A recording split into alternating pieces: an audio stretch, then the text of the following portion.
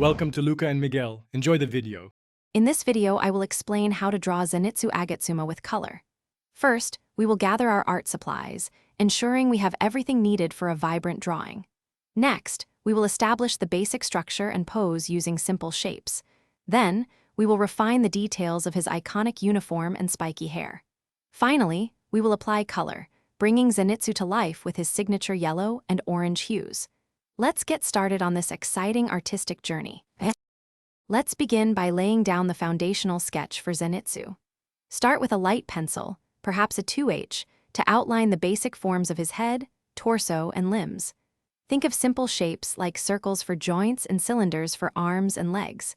Focus on capturing his dynamic posture and ensuring all body parts are in correct proportion to each other.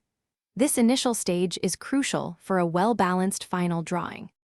Now, let's bring out Zenitsu's unique characteristics by adding details. Focus on his iconic spiky hair, ensuring the strands flow naturally. Carefully draw the triangular pattern on his haori and the intricate details of his Nichiren sword hilt. Refine his facial expression, capturing his often anxious or occasionally determined demeanor.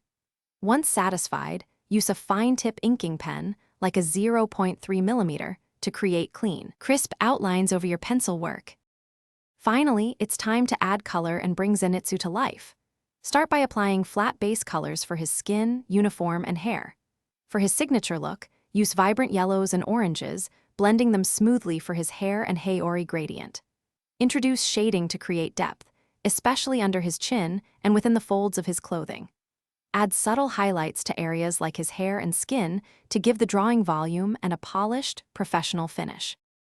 Thanks for watching and please subscribe. It's the best investment you'll ever make.